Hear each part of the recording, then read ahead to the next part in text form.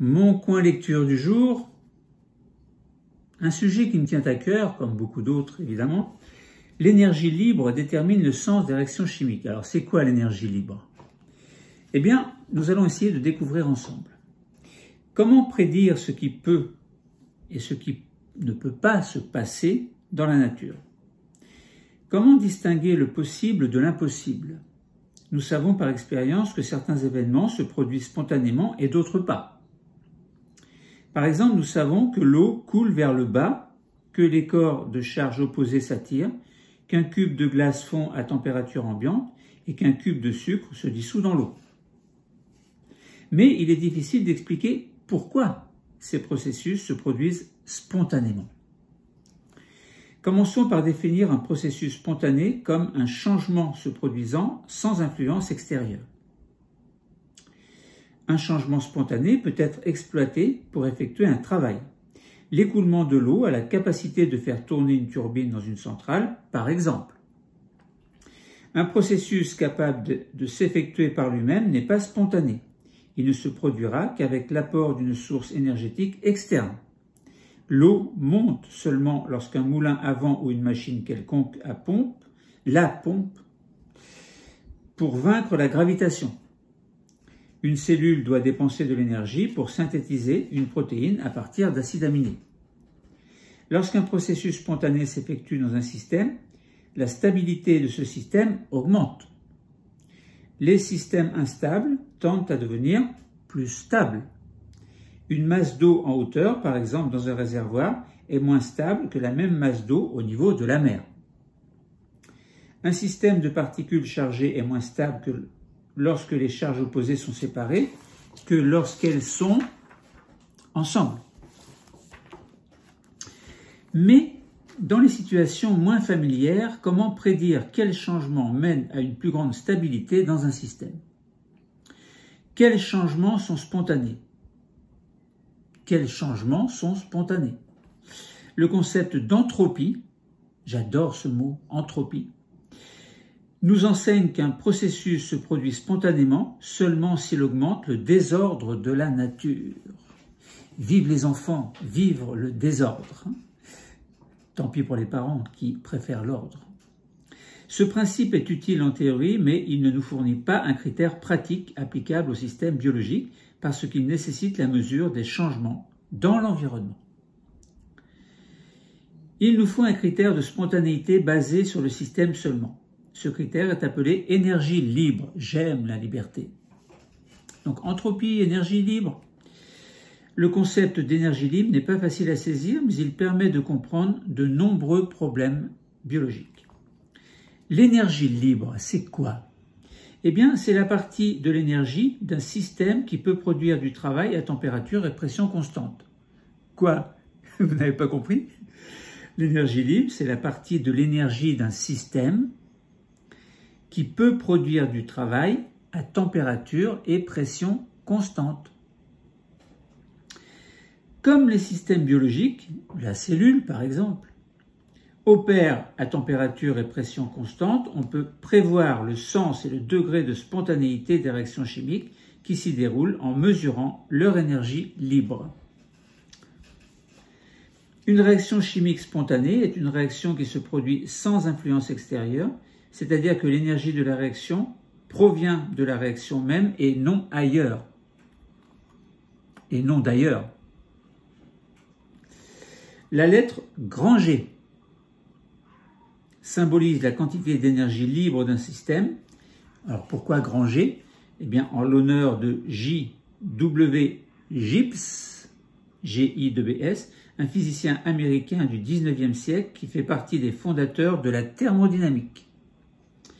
Grand G possède deux composantes. L'énergie totale, potentielle, d'un système symbolisée par grand H et son entropie symbolisée par grand S.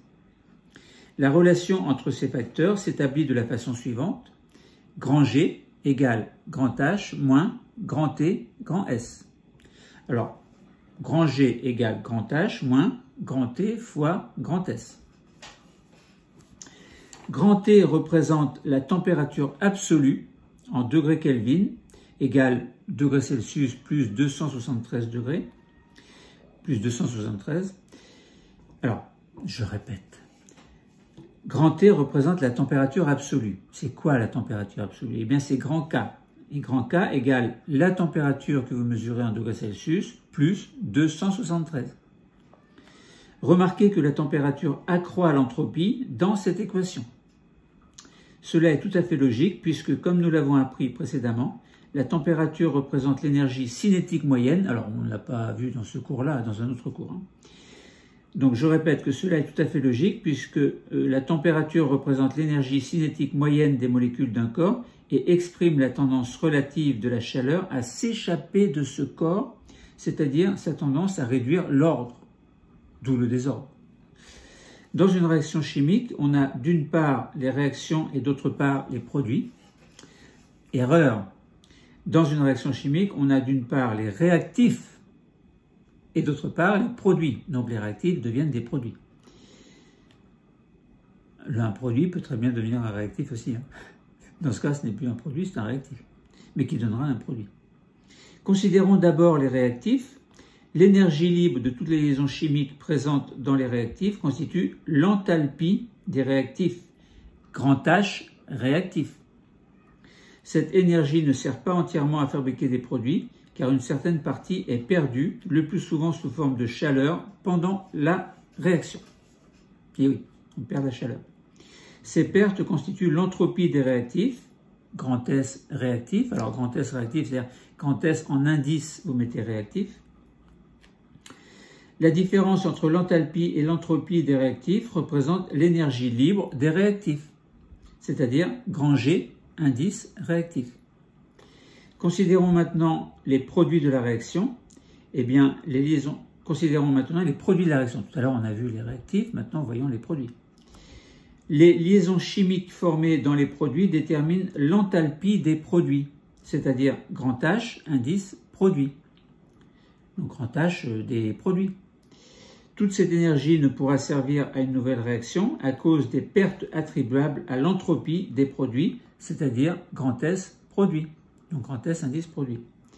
La différence entre l'enthalpie et l'entropie des produits et leur énergie libre, c'est-à-dire grand G produit.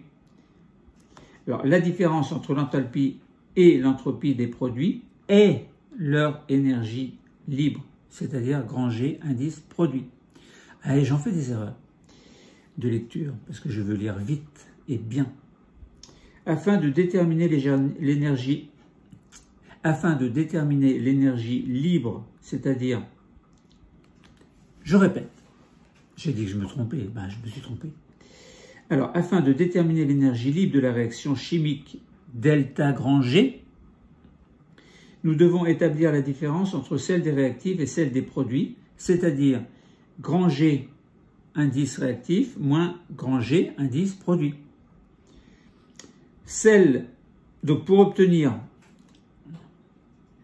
obtenir la valeur de delta grand G, il faut donc trouver l'enthalpie de la réaction, c'est-à-dire delta grand H qui est égal à grand H réactif moins grand H produit. Donc grand H indice réactif moins grand H indice produit. Et on aura delta grand H. Et l'entropie de la réaction également, il nous faut la connaître, c'est-à-dire que delta grand S est égal à grand S des réactifs moins grand S des produits. Le calcul de l'énergie libre de la réaction chimique se fait ensuite à l'aide de l'équation suivante. Delta grand G égale delta grand H, pas grand H, je répète, delta grand G moins delta grand H moins grand T delta grand S. Plus simplement, cette équation représente l'énergie disponible pour produire du travail ou, si l'on préfère, l'énergie potentielle moins la chaleur perdue. C'est plus simple. Gibbs démontra qu'à température et pression constante, tous les systèmes évoluent vers une diminution de l'énergie libre. Oh, c'est dommage. La recherche de stabilité caractérise toute matière, ce qui corrobore la démonstration de Gibbs. Pas les chips. En effet, les réactifs instables tendent à se transformer en produits plus stables. Plus l'enthalpie des réactifs est grande, plus leur tendance au désordre est grande, d'où leur instabilité. Merci pour les enfants. Considérons l'énergie libre delta grand G dans l'équation précédente. C'est-à-dire delta grand G est égal à delta grand H moins grand T delta grand S. Donc je répète que considérons l'énergie libre delta grand G dans l'équation précédente comme une mesure de la stabilité d'un système ou de sa tendance à évoluer vers un état plus stable. Les systèmes riches en énergie, comme les ressorts étirés ou les charges électriques séparées, sont instables. Les systèmes hautement ordonnés, comme les molécules complexes, le sont également. En conséquence, les systèmes qui ont tendance à évoluer spontanément vers un état plus stable sont ceux qui possèdent une énergie totale delta grand H élevée et une entropie delta grand S faible, ou bien les deux. Quand le terme delta grand G d'une réaction chimique est négatif, le système est instable. Et la réaction se déroule spontanément, comme dans l'exemple suivant. Saccharose plus H2O va donner glucose plus fructose. Delta grand G 0 égale moins 29,3 kJ par mol. Delta grand G 0, donc petit exposant 0, enfin un petit indice 0, fait référence à des valeurs obtenues dans les conditions standards suivantes, c'est-à-dire température 298 degrés Kelvin, pH 7 et pression de 101,3 kPa, pour une concentration molaire volumique de soluté de 1 mol par litre.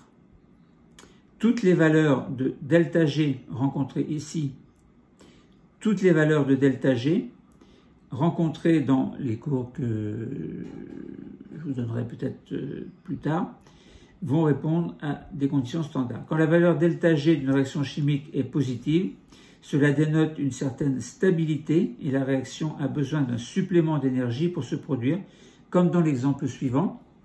Glucose plus H3PO4 donne glucose 6-phosphate plus H2O, où delta grand G égale plus 13,8 kJ par mol. Donc voilà, c'était mon coin lecture du jour. Compliqué, non? Mais c'est bien quand c'est compliqué.